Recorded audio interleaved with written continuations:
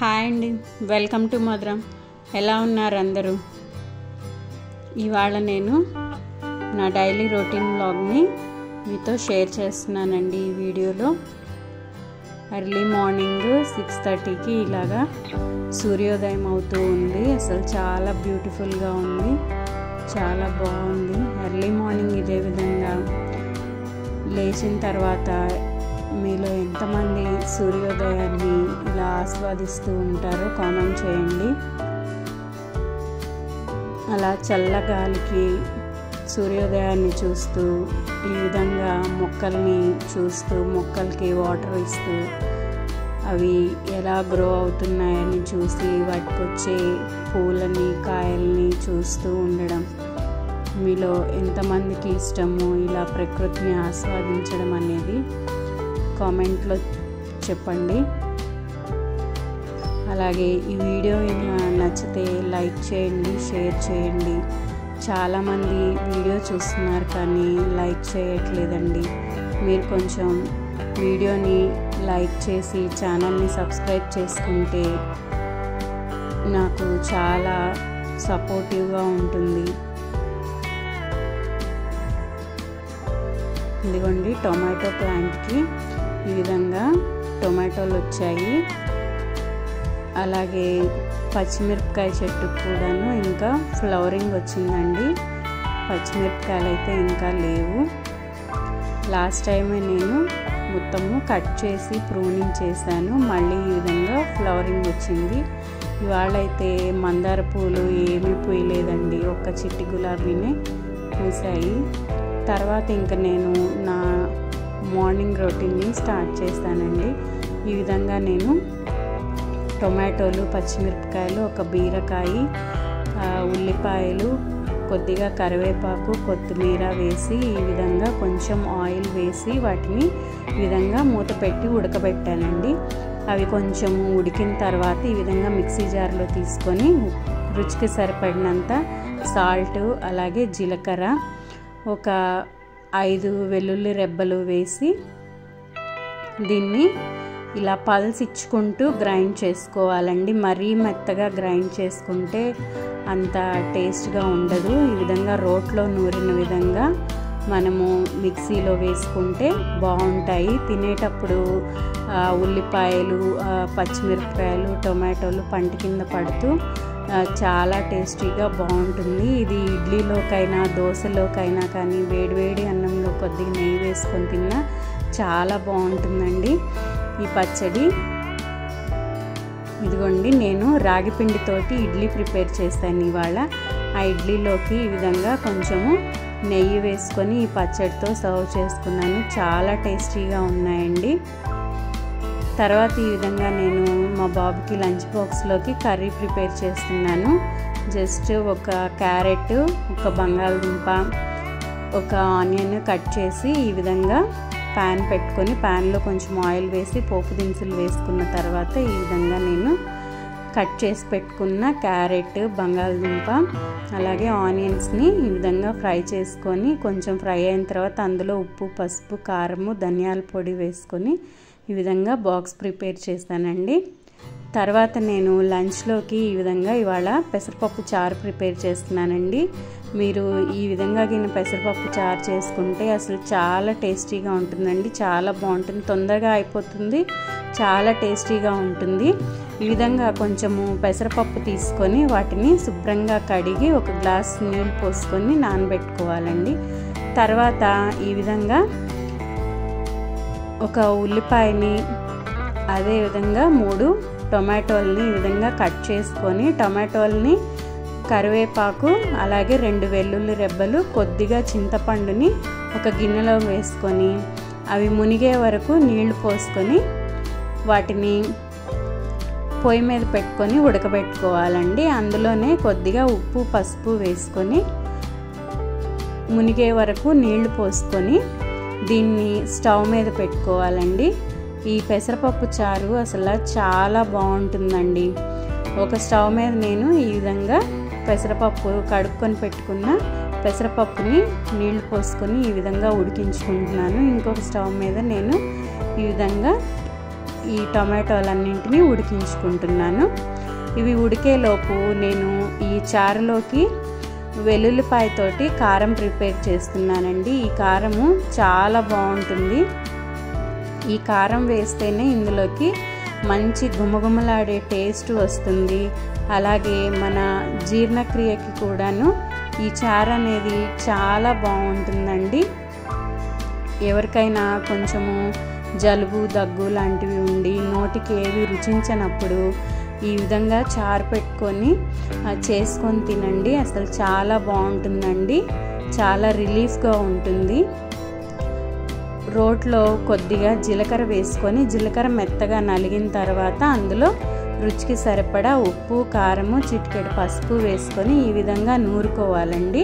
వీటిని నూరుకున్న తర్వాత అందులోనే ఒక 4 వెల్లుల్లి రెబ్బలు కూడా వేసుకొని వాటిని ఈ విధంగా కచ్చాపచ్చాగా దంచుకొని నూరుకొని తీసుకోవాలండి గిన్నెలో.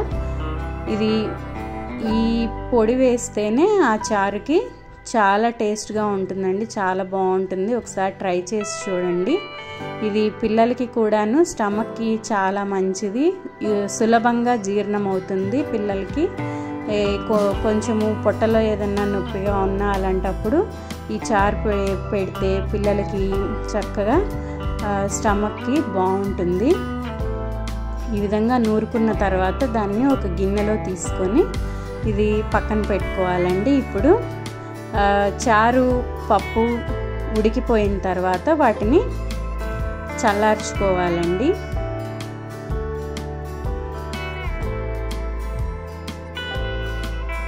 ఇదిగోండి ఈ విధంగా పెసరపప్పు మెత్తగా ఉడికిపోయింది. ఈ విధంగా మెత్తగా ఉడికిపోయిన తర్వాత స్టవ్ ఆఫ్ చేసుకొని చల్లార్చుకోవాలండి. ఇదిగోండి టొమాటోలు కూడా ఈ విధంగా ఉడికిపోయిన తర్వాత వీటిని కూడా పక్కన పెట్టుకొని చల్లార్చుకోవాలి. చల్లారిన తర్వాత ఆ టొమాటోల్లో ఉన్న వాటర్ని ఇలా సపరేట్ చేసుకొని టొమాటోల్ని పెసరపప్పుని మొత్తాన్ని మిక్సీలో వేసుకొని ఈ విధంగా మెత్తగా పేస్ట్ చేసుకోవాలండి.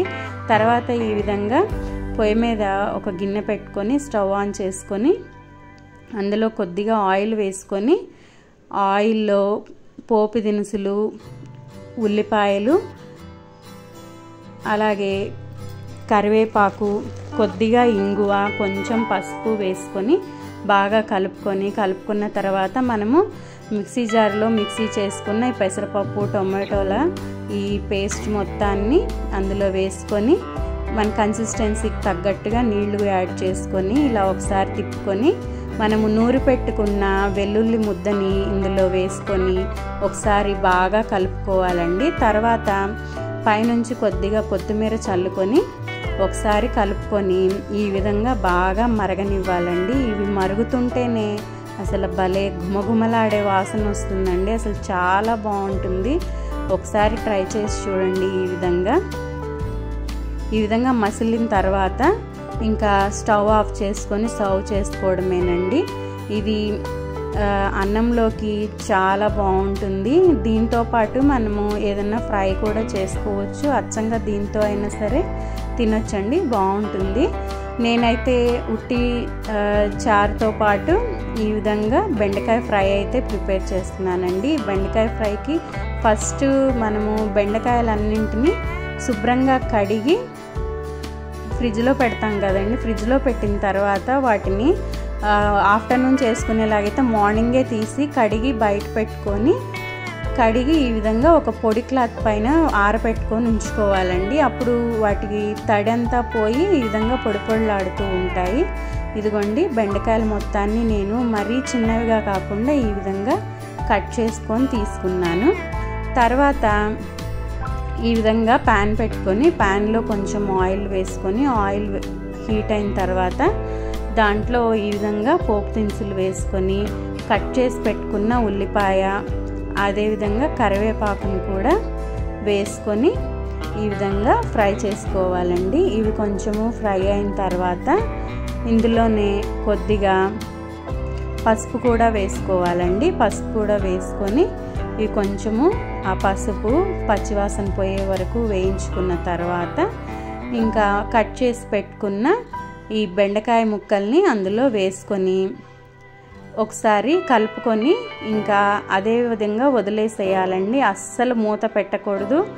ఈ స్టేజ్లో మనము ఉప్పు, అల్లం వెల్లుల్లి పేస్ట్ లాంటివి కూడా వేయకూడదండి. ఎందుకంటే ఉప్పు, అల్లం వెల్లుల్లి పేస్ట్ వేస్తే అవి జిగురు వచ్చేస్తుందండి. అందుకని వేయకూడదు, లాస్ట్లో వేసుకోవచ్చు. మూత కూడా పెట్టకూడదండి. మూత కూడా పెట్టకుండా ఇదే విధంగా వేయించుకోవాలి. అదేవిధంగా పదే వీటిని ఇంకా కలుపుతూ ఉండకూడదండి. వేసి ఒకసారి ఆయిల్లో కలిసే వరకు కలుపుకొని అలా కొంతసేపు వదిలేసేయాలి. తర్వాత మధ్యలో ఒకసారి కలుపుకొని ఇదిగోండి ఈ విధంగా ఉడికిన తర్వాత ఇంకా ఇప్పుడు లాస్ట్లో ఉప్పు వేసుకొని ఇదే స్టేజ్లో అల్లం వెల్లుల్లి పేస్ట్ కూడా వేసుకుంటే వేసుకోవచ్చండి. నేనైతే ఇంకా వేయలేదు. కారము, ధనియాల పొడి వేసుకొని ఇంకా ఒకసారి బాగా కలుపుకొని సర్వ్ చేసుకోవడమేనండి.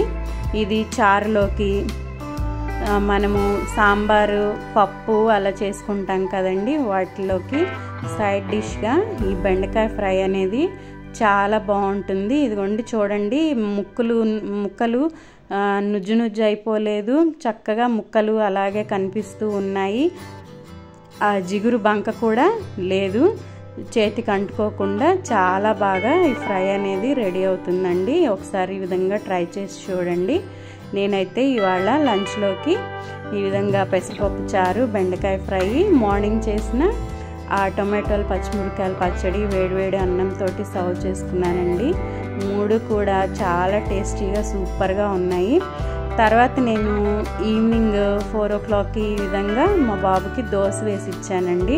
ఇది మార్నింగ్ మిగిలిన రాగిపిండితో ఇడ్లీ ప్రిపేర్ చేస్తాను కదండి, ఆ పిండిలో నేను ఈ విధంగా క్యారెట్, అలాగే కొత్తిమీర, ఒక ఆనియన్ ఈ విధంగా కట్ చేసి అందులో కొంచెం ఉప్పు, పసుపు కూడా వేసుకొని, జీలకర్ర వేసుకొని కలిపి ఈ కట్ చేసి పెట్టుకున్న వెజిటేబుల్స్ అన్నింటినీ కూడా కలిపేసి ఈ విధంగా ప్యాన్ తీసుకొని ప్యాన్లో కొంచెం ఆయిల్ వేసి స్టవ్ ఆన్ చేసుకొని ఈ కలిపి పెట్టుకున్న పిండి మొత్తాన్ని ఇందులో స్ప్రెడ్ చేసి ఈ విధంగా దోశలాగా వేసుకొని 2 పక్కల కాల్చుకొని తీసుకుంటే చాలా బాగుంటుందండి. ఈవినింగ్ టైం పిల్లలకి ఈ విధంగా 4 o'clock అప్పుడు స్నాక్స్ లాగా ఈ విధంగా వేడివేడిగా చేసి ఇవ్వచ్చు. తర్వాత ఈ విధంగా నేను జామకాయలు కట్ చేసి ఇచ్చాను మా బాబుకి స్నాక్స్గా. ఇంతేనండి ఇవాళ వీడియో. ఈ వీడియో కనుక మీకు నచ్చినట్లయితే వీడియోని లైక్ చేయండి, షేర్ చేయండి, అలాగే ఛానల్ని సబ్స్క్రైబ్ చేసుకోండి.